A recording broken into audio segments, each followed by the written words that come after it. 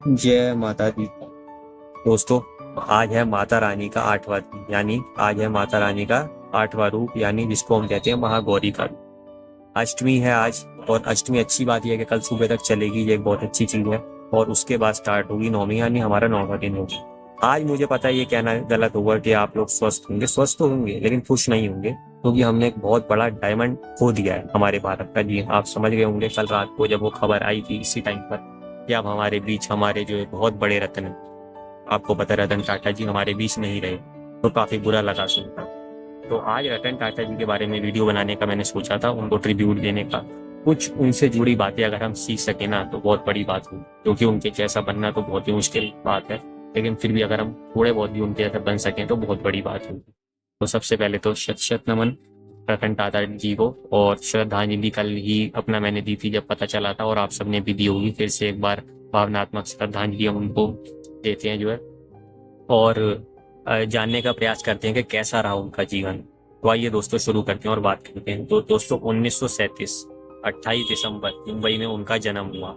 और मैं अगर बात करूं तब माता सोनू टाटा जी और पिता नवल टाटा जी ने ये सपना देखा होगा कि हमारा बेटा भी बहुत बड़ा बने, लेकिन तब कहाँ उन्होंने और बाकियों ने ऐसा सोचा होगा कि भाई जिस दिन ये बंदा 2024 में जाएगा अक्टूबर के महीने में, तो पूरे भारतीय मैं बात करूं पूरे भारतीय देश को और साथ ही साथ पूरी दुनिया को भी इनकी आंखें नम कर देगा कि एक पल के लिए से ही हर कोई कहेगा अच्छा अब रतन टाटा जी हमारे बीच नहीं रहे। ऐसी किस्मत लिखवा के बहुत कम लोग लाते, ऐसी मेहनत बहुत कम लोग कर पाते हैं, ऐसा जो मैं बात करूं चरित्र बहुत कम लोग बना पाते हैं, लेकिन रतन टाटा सर ने ये करके दिखाया।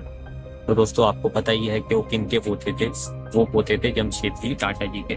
चाचा थे उनके जीआरटी टाटा।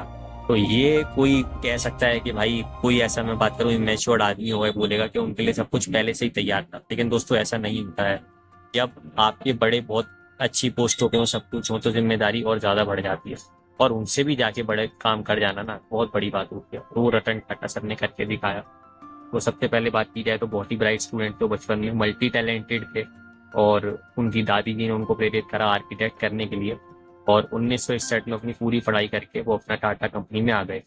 और वहाँ उन्होंने 30 साल बड़ी मेहनत मशक्कत करी, किसी से कभी कोई फेवर नहीं लिया, सारे अपने काम करे। और अपने जो चाचा थे जीआरडी टाटा जो कि उस टाइम अध्यक्ष थे, उनकी कंपनी को पहुंचाने में और अहम भूमिका निभाई ऊपर। इसकी बदौलत उनको 1991 में चेयरमैन बनाया गया।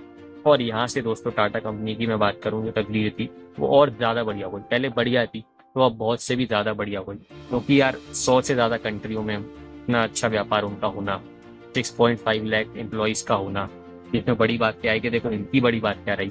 आप टाटा, आपको पता है टी हर कोई उसकी बात करता है, टाटा मोटर्स की हर कोई बात करता है, टाटा स्टील की कोई हर कोई बात करता है, टाटा नमक आप लोगों के घर में आता है। तो ये वाली चीज़ है कि बाकी लोगों ने तो जो पहले करा, लेकिन जो इस आदमी ने करा ना वो मतलब ऐसी चीज़ है कि जितनी तारीफ की जाए उतनी कम है। धीरे धीरे ये चीज़ें आगे बढ़ती रही, और मतलब सक्सेस ही वो हासिल करते रहे, रुके नहीं। 7-8 साल उनके बहुत ही अच्छे गए, लेकिन 1998 में आया ऐसा साल जो उनके लिए थोड़ा अच्छा नहीं रहा, क्योंकि 1998 में उनका ड्रीम प्रोजेक्ट था जिसमें वो पहले से ही लगे हुए थे। जी हाँ, टाटा इंडिका कार उन्होंने निकाली, लेकिन अच्छा रिस्पॉन्स दोस्तों नहीं मिला। लेकिन कभी हार ना मानना उनका मैं बात करूं चरित्र था, लेकिन इस बार ऐसा नहीं था, क्योंकि उनको बहुत बड़ा घाटा हुआ। साथ ही जो उनके एम्प्लॉयज थे, जो भी उनके साथ लोग काम करते थे, उन्होंने यही बोला कि भाई अब हमें कंपनी या कंपनी के शेयर बेचने पड़ेंगे। तो वो जा पहुंचे अमेरिका। जी हाँ, कौन सी कंपनी में? फोर्ड कंपनी में। यानी फोर्ड कंपनी के वो मुख्यालय जा पहुंचे बिल फोर्ड के पास। बिल फोर्ड थोड़े घमंडी इंसान मैं बात करूं, उन्होंने कहा कि ठीक है हम आपके शेयर्स कंपनी तो खरीद रहे हैं, लेकिन हम आप पे एहसान कर रहे हैं, क्योंकि अहंकार ऊपर आ जाता है आदमी का। और रतन टाटा सर को ये बात बहुत बुरी लगी। उन्होंने कहा नहीं कोई बात नहीं, कोई ज़रूरत नहीं है, हम फिर प्रयास करेंगे। फिर प्रयास करा और उसको भी सुपरहिट बना डाला, लेकिन उसमें जो बीच में मेहनत लगी आपको उसके देखो कितनी ज़्यादा लगी होगी। लेकिन दोस्तों कहा जाता है कि वक्त बदलते देर नहीं लगती। अहंकार आपका ऊपर आया था, और इस बार जो चीज़ें आपके पक्ष में नहीं रही। अगर साल था 1998 तो 2008 भी आया जब बिल फोर्ड की कंपनी गिरती गई, फोर्ड कंपनी। और कार जैगुआर उनकी और जो लैंड रोवर थी वो इतनी नीचे डाउन हो गई कि बस उनको होता था कि कोई हमसे भाई खरीद ले। और इसमें उनको बेस्ट ऑप्शन लगा रतन टाटा सर का, और पहुंच गए टाटा कंपनी के मुख्यालय। यानी जैसे रतन टाटा सर 10 साल पहले आए थे ना, अब वो आए। और जो कहा जाता है वक्त बदलते देर नहीं लगती, और बिल्कुल ऐसे ही सही साबित हुआ। तो 9300 करोड़ में उन्होंने जो मैं बात करूँ कार जैगुआर और लैंड रोवर खरीद ली। और आप देखोगे आज 2024 है, वो कारें कहाँ पहुंच चुकी हैं, ये मुझे आपको कोई बताने की जरूरत नहीं है। तो लीडरशिप जो क्वालिटी होती है ना, और जो उन्होंने कहा था, एक अच्छा लीडर वो नहीं जो अच्छे समय में बढ़िया डिसीजंस ले, एक अच्छा लीडर वो है जो खराब समय में अच्छे डिसीजंस ले, अपनी टीम को लीड फ्रॉम द फ्रंट करे। जो हम कहते हैं कि एक लीडर की क्वालिटी ये होती है। डिसीजंस लेने के मामले में उन्होंने कहा कि डिसीजंस कोई भी सही गलत नहीं होते, आपने जो डिसीजन ले लिया अब वो डिसीजन सही बैठेगा और बैठना भी चाहिए। ये उनके मैं बात करूं बहुत ही अच्छी लाइन है जो जीवन भर हमारे साथ रहेंगी, हमारी मदद करेंगी। और बड़े ही शर्मिंदा थे बिल्कुल सब, और उन्होंने कहा कि बहुत बहुत धन्यवाद आपका, आपने हमारे अपना इतनी मदद करी, क्योंकि बहुत मदद भी करी उन्होंने, रतन टाटा सर ने भी। भाई डोनेशन का दूसरा नाम वो आदमी है, पर्याय है मैं बात करूँ तो रतन टाटा। उन्होंने रतन टाटा सर को कहा कि आप, ये बहुत बड़ा एहसान है आपका हम पर। उन्होंने कहा नहीं सर ऐसी बात नहीं है, इसमें एहसान की कोई बात नहीं है, एक इंसान के बुरे वक्त में काम आता है। तो आप देखिए दोस्तों, कोई अगर अहंकारी आदमी होता तो उनको सबक सिखाता, उनको उल्टा सीधा कहता, लेकिन एक बड़े आदमी की पहचान, एक अच्छे आदमी की पहचान ऐसे ही होती है। आदमी बड़ा या छोटा पैसों से नहीं होता, कपड़ों से नहीं होता, अपनी जुबान से होता है, अपने व्यवहार से होता है। और ये रतन टाटा सर ने एक बार प्रूव कर दिया। और एक चीज और, कि success is the best revenge. जी हाँ, मतलब सीधी सी बात है कि आपका काम जवाब देना चाहिए। सक्सेस इज, मैं बात करूँ, साइलेंस इज द बेस्ट की कहा जाता है ना, कि देखो तब उन्होंने कुछ नहीं कहा, लेकिन बाद में अपनी मैं बात करूँ कामयाबी से जवाब दिया। हालांकि जब रतन टाटा से पूछा गया कि ये आपका बहुत बढ़िया बदला था इनको, तो उन्होंने कहा नहीं बदले की जरूरत नहीं। तो बड़े बड़े लोग ये भी चीज कहते हैं कि ठीक है, नहीं नहीं यार कोई बात नहीं, success is the best revenge है, लेकिन इसकी हमें कोई जरूरत नहीं है, वक्त सब कुछ कर देगा, हमें कुछ करने की जरूरत नहीं है। और भाई इसके सिवा बात की जाए तो मल्टी टैलेंट जो मैंने उनको कहा है, तो आप सोचिए कि बहुत ही अच्छे वो पायलट थे, इतना अच्छा उनका स्किल था। और पहले मैं बात करूं F-16 फैल्कॉन विमान उड़ाने वाले वो पहले भारतीय पायलट बने। तो आप अंदाजा लगा सकते हैं कि उनके टैलेंट इतना ज्यादा था, इतनी जगह उन्हें इतने बढ़िया बढ़िया सम्मान मिले, पद्म विभूषण उन्हें मिला, पद्म भूषण उन्हें मिला। इसके सिवा बात करूँ IIT बॉम्बे और IIT खड़गपुर में डॉक्टरेट डिग्री, ऑस्ट्रेलिया और ना जाने कितनी कंट्रीज में उनको जो सम्मानित करने के लिए बुलाया गया। इसके सिवा बेस्ट CEO 2014 में उनको मिला, जब 2012 में उन्होंने पद छोड़ा था। तो लगातार वो अपने करियर में अवार्ड जीतते रहे, और वो ये डिजर्व भी करते थे, कोई कहने की बात नहीं थी। और अभी मैं बात करूं, महाराष्ट्र कैबिनेट ने डिसीजन लिया है, शिंदे जी और देवेंद्र फडणवीस जी ने, कि उनको जो भारत रत्न दिया जाना चाहिए। बिल्कुल सही बात है, हालांकि ठीक है, इसमें लोगों की बात बिल्कुल सही है कि भाई इतने बड़े रत्न को, भारत रत्न को आप क्या भारत रत्न दोगे, लेकिन बिल्कुल जो एक सम्मान है वो तो उनको मिलना ही चाहिए। और जिंदगी भर मैं उसको बात करूं, हर आदमी ने उनका लगभग सम्मान करा होगा, शायद ही कोई ऐसा आदमी होगा मैं कहूँ ने उनके बारे में बुरा बोला होगा, क्योंकि इस तरीके के वो आदमी थे भाई, हमेशा खूब मेहनत करना। जब वो ताज अटैक हुआ था तो भाई इन्हीं पे तो एक तरीके से देखा जाए वो हमला था, लेकिन आप देखोगे सारे एम्प्लॉयज का खर्चा उठाया, उनके घर वालों का खर्चा उठाया, बाहर जो स्टॉल्स लगाते थे उनका भी खर्चा उठाया, उनकी रेस्पॉन्सिबिलिटी नहीं थी, लेकिन उन्होंने कहा नहीं, अगर ये भी मेरे होटल के बाहर है तो ये भी मेरे आदमी है, हर आदमी मेरा है, चाहे वो इंडिया का हो या किसी और कंट्री का हो। तो ऐसे ये दोस्तों इंसान थे, और उस टाइम पे इतनी मदद कर देना, और हमेशा मुसीबत के समय आगे आके खड़े हो जाना। कोविड में देखा था हमने, बहुत तारीफ करी बहुत सारे सेलिब्रिटीज की, कि 25 करोड़ दिए अक्षय कुमार ने, सोनू सूद जी ने जो करा वो तो मतलब ऐसी है कि आप बता ही नहीं सकते, लेकिन भाई इन्होंने 1500 करोड़ दिए डाले, कितनी बड़ा अमाउंट है, आप सोच के देखिए। लोग कितने ही लोग होंगे जो इतना अमाउंट देख भी पाते होंगे, और उन्होंने 1500 करोड़ ऐसे ही दे डाले होंगे। बिल गेट्स बहुत ज्यादा होंगे, और भी बहुत सारे लोग होंगे, लेकिन डोनेशन के मामले में इनसे आगे कोई भी नहीं। 102 बिलियन आप अंदाजा लगा सकते हैं, यानी जो मैंने बोला कि यार 66% लगभग अपनी संपत्ति दे देना 100 में से। वो जो मैंने बात बोली कि 100 कंट्रीज में व्यापार है, इतनी अच्छी टाटा कंपनी चलती है, वो सब ठीक है, और 6.5 लाख हर कंपनी में अपने एम्प्लॉय दिए, लेकिन आप बड़ी बात देखो ये 66% दे देना डोनेशन। तो डोनेशन का मैंने जैसा कि दूसरा नाम है, मैं बात करूँ पर्याय है, आप कुछ भी कह सकते हैं। और इसके सिवा दोस्तों हमेशा ही इनके चेहरे पे वो मुस्कुरान, मैं बात करूँ मुस्कान रहना।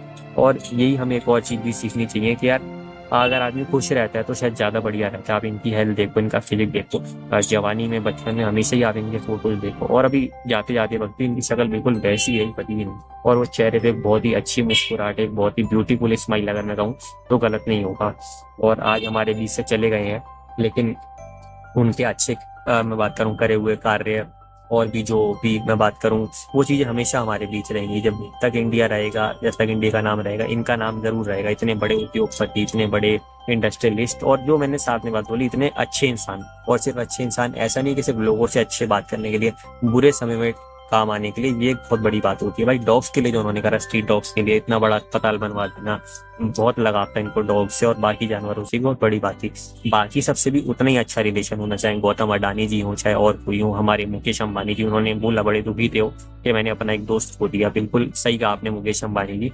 और अब आशा करता हूँ कि रतन टाटा जी की जगह मैं बात करूँ, वैसे तो कोई भी नहीं ले सकता, लेकिन अब आपको वो करना है जो उन्होंने करके दिखाया, और अंबानी जी करते भी हैं, वो तो बिल्कुल है ही, लेकिन जो इन्होंने करा है अब वो आप भी करें, यही हम लोग आशा करते हैं। और बिल्कुल बहुत अच्छा लगता है मुझे इन लोगों को देख के, क्योंकि पूरे वर्ल्ड में मैं बात करूं ये जाने जाते हैं और जो नाम आता है वो इंडिया का आता है। अगर पूरे वर्ल्ड में लोग कहते थे यार रतन टाटा सर बहुत अच्छे आदमी हैं, बहुत अच्छे इंडस्ट्रियलिस्ट हैं, इतना डोनेशन करते हैं, तो इस चीज कहाँ से है, इंडिया से है। एक बार उनसे पूछा गया कि क्या आपको प्राउड होता है इंडियन होने से, कहते ये कोई सवाल है, कैसे नहीं होगा भाई, बिल्कुल सही बात है। शादी खैर इन्होंने कभी नहीं की क्योंकि एक लड़की से प्यार करते थे, लेकिन उस टाइम ये हुआ कि बाहर थे और इंडिया चाइना की वॉर चल रही थी, तो घर वाले ने मना कर दिया, और लड़की वालों के जो घर वाले थे उन्होंने लड़की की शादी करवा दी। उसका इन्होंने आज तक नाम भी नहीं बताया, आप इससे अंदाजा लगा सकते हैं कितने ग्रेट इंसान है। और उसके बाद भी 2-3 बार विवाह के पास तक आए, लेकिन कभी करा नहीं, कहा किस्मत में नहीं था, लेकिन किस्मत में वो नहीं था, लेकिन लोगों का बहुत सारा प्यार था, बहुत सारा पैसा था, बहुत सारी इज्जत थी, बहुत सारी अच्छी यादें। तो आपसे मैं बात करूं इतने बड़े कॉन्ट्रीब्यूशन के लिए, आपकी हम्बलनेस के लिए, आप हमेशा याद किए जाओगे रतन टाटा सर।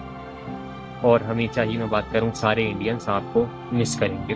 तो यही थी रतन टाटा सर की कहानी, जो मैं जानता था, जो मैंने आपसे शेयर करने की कोशिश करी। बाकी जब इनका जन्मदिन आएगा या कोई और खास दिन आएगा तो टाटा कंपनी और इनके बारे में विस्तार से बात करेंगे। और जमशेद जी टाटा जी ऊपर से देख रहे होंगे, GRD टाटा जी ऊपर से देख रहे होंगे, इनके पिता मैं बात करूं नवल टाटा, इनकी माता सोनू टाटा जी ऊपर से देख रहे होंगे कि कितना प्यार हमारे बच्चे को मिला, जो उसने मेहनत करी वो वाकई में ही रंग लाई।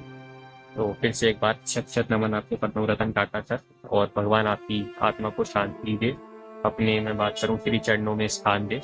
और जल्दी ही मैं बात करूँ आपके जैसा कोई और सितारा फिर से हमारे बीच आए, या और ही कोई अभी उनमें से हो जो आपसे इंस्पिरेशन लेके, मैं ये तो नहीं कहूँगा रतन टाटा सर जैसा आपकी तरह कोई बन पाएगा, लेकिन 2.0 तो कोई हो सकता है ना, तो बस यही मैं आशा कर रहा हूँ। तो thank you very much sir for your unforgettable contribution. तो दोस्तों लास्ट में जाते जाते मैं उनकी एक लाइन आपके साथ दोहराना चाहूँगा, जो उन्होंने कही थी, बहुत अच्छी लाइन थी ये, slow success builds character, fast success builds ego. जी हाँ, यानी धीमी कामयाबी ज़्यादा अच्छी है तेज वाली कामयाबी से। हालांकि तेज वाली कामयाबी भी आ जाए तो भाई आप इनसे सीख सकते हो, वही जो मैंने कहा। और बहुत कुछ जैसा कि मैंने कहा ये आपके ऊपर है कि आप अपना कैसा चरित्र बनाते हो, कि जब आप जाओ तो लोग आपको बहुत अच्छे आदमी के रूप में याद करें, आपका जो टैलेंट है उसकी वजह से तो करें, लेकिन अच्छे आदमी के तौर पे याद करें, ये बहुत बड़ी बात होती है। तो दोस्तों आशा करता हूँ वीडियो अच्छी लगी होगी, अगर अच्छी लगी हो तो लाइक और शेयर करना मत भूलिएगा, चैनल को सब्सक्राइब करना भी मत भूलिएगा। जय हिंद, जय भारत।